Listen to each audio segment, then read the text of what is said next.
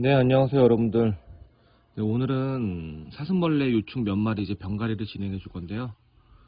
오늘 병가리를 진행할 종류는 9월 29일 날 세팅한 톱사슴벌레 유충하고 벌써 좀 많이 컸죠. 그리고 이제 제주도산, 물론 이제 뭐 단치가 나올지 안 나올지 모르겠지만 일단 단치를 기대하고 현재 사육 중인 널쩍사슴벌레 유충들 한 몇 마리를 병가리 해줄 거예요. 이제 병가리를 왜 해야 될까부터 먼저 생각을 해봐야 될 텐데, 뭐 당연하죠. 얘네들이 지금 열심히 이렇게 밥을 먹으면서 크고 있는데 이 사육통은 400ml가 안 돼요. 그러니까 결국은 이거를 한 두세 달 정도 먹었다는 이야기는 지금 이제 먹을 게 더 없을 수도 있다는 이야기인데, 아무래도 얘네들이 이제 굶지 않고 이제 꾸준히 밥을 잘 먹어야지 우리가 이제 원하는 그런 모습으로 클 수 있겠죠. 그래서 이제 병가리 하려면은 이렇게 이거는 이제 850짜리 병이고 이거는 이제 550 정도 되는 병인데, 여기에 이제 뭐 발효톱밥을 잘 이제 담아 넣어서 병가리를 진행해 줄 예정입니다. 자, 그리고 이제 제일 많은 분들이 궁금해 하시는 게 첫 번째는 이 사육통을 대체 얼마나 걸 써야 되냐, 이런 거를 궁금해 하시고, 두 번째는 이 발효톱밥의 수분은 어느 정도가 좋은가, 수분 조절에 대해서 많이 물어보시고, 마지막 세 번째는 뭐 이런 프레스기 같은 거 활용해가지고 뭐 강프레스가 좋다고 하는데, 그러니까 뭐 얼마나 도대체 프레스를 해줘야 되나, 이런 것들을 제일 궁금해 하시거든요.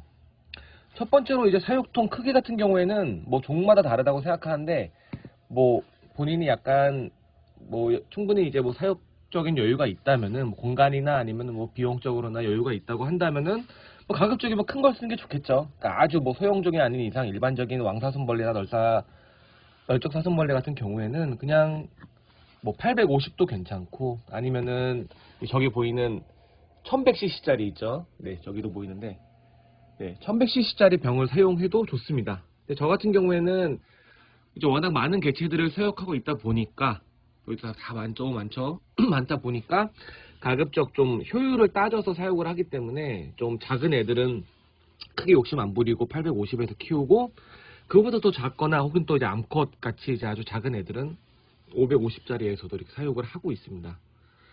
그리고 발효톱밥 이 수분 조절 같은 경우에는 사실상 요즘 이제 파는 소위 저희가 이제 메이저라고 하는 톱밥들은 대부분 다 수분 조절이 된 상태로 옵니다. 자, 이거 같은 경우에 지금 투곤 톱밥을 제가 따로 이제 보관을 해 놓은 건데,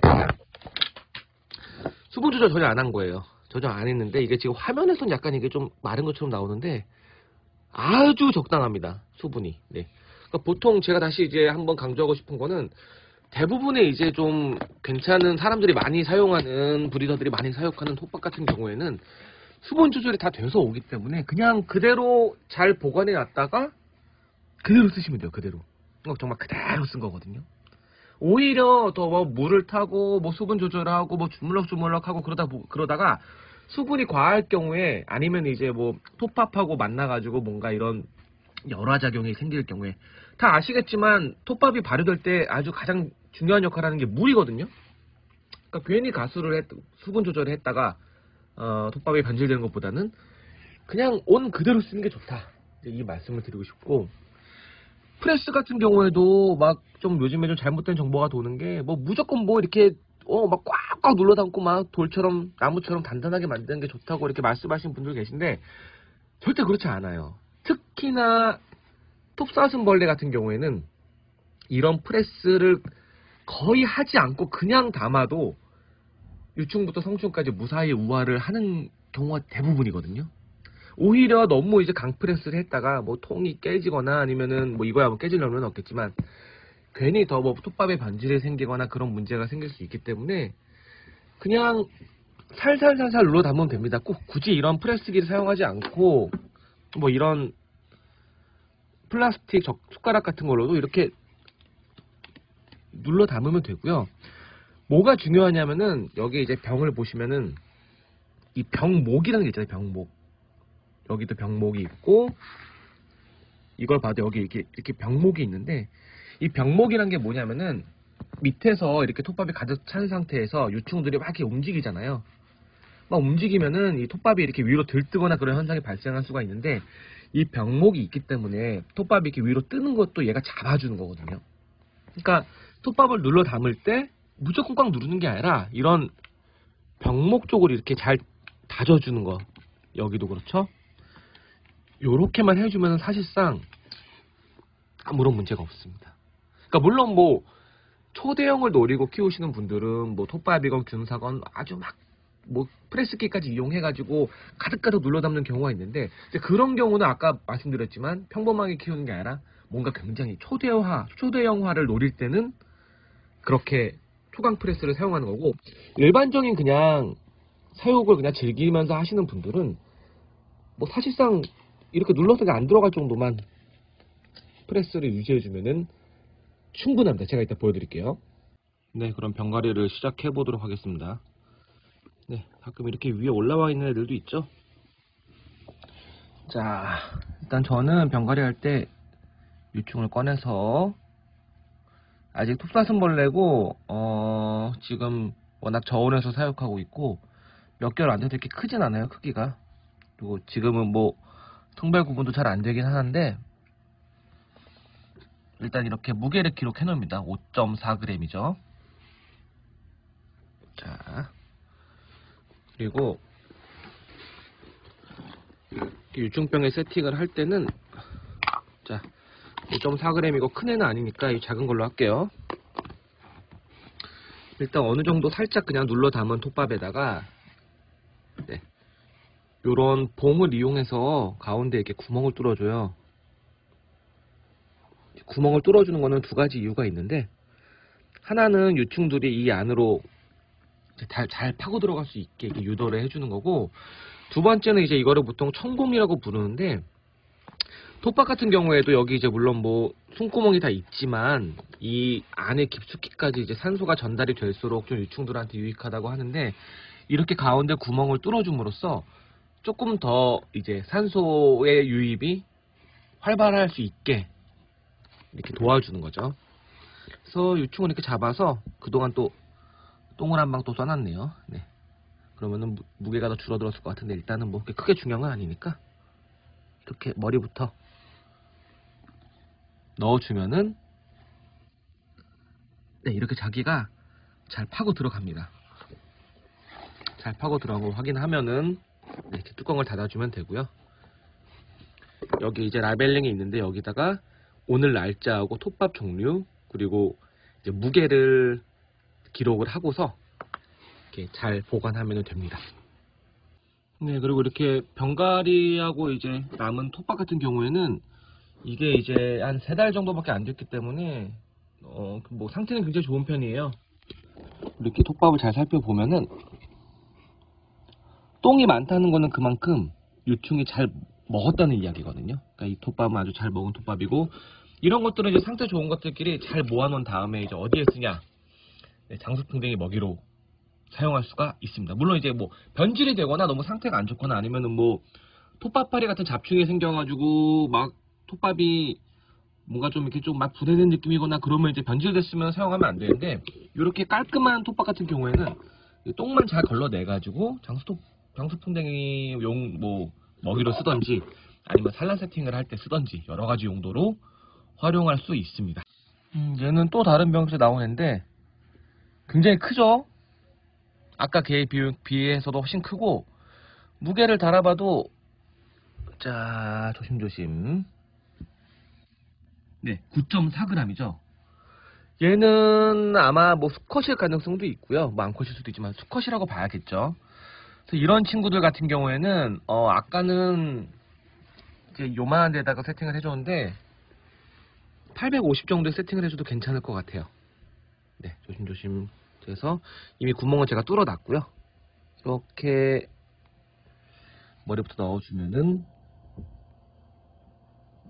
네, 잘 파고 들어갑니다.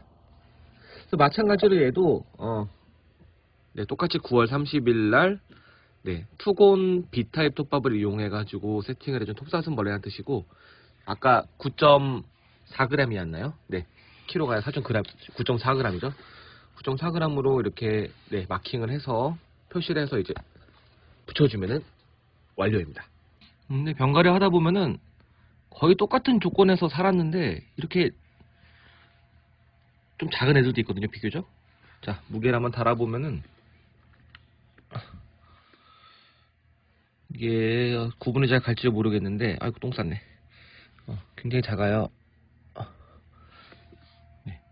1.9g이잖아요. 이거는 원인이 뭔지 살펴봤는데 이 썼던 발효톱밥이 새 톱밥이 아니고 그 예전에 사용했던 톱밥 중에 조금 깨끗한 거를 재사용한 거거든요. 라벨에 보면은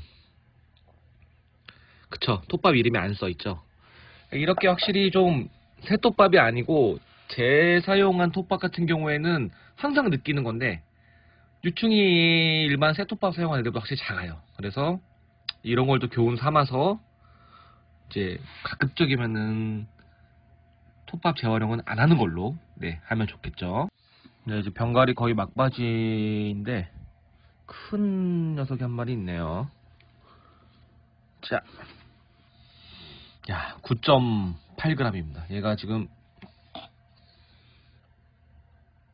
9월 29일에 세팅한 톱사슴벌레인데 투건 톱밥을 썼고요. 투건 비를 썼고 9.8g이 나옵니다. 이제 현재 상태에서 이제 환원표상으로 봤을 때 지금 우화를 해도 55mm 이상이 나온다는 이야기거든요. 톱밥을 확실히 보면은 애들이 똥이 엄청 많잖아요.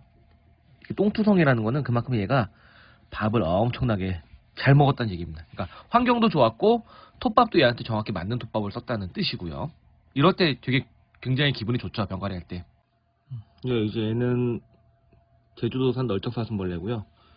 아무래도 무게가 좀 더 나갈 것 같네요. 확실히 톱사는 가볍고 얘네들은 널사들은 무게가 좀 무거운 편입니다. 와우. 굉장히 섭식률이 좋네요, 이 친구도.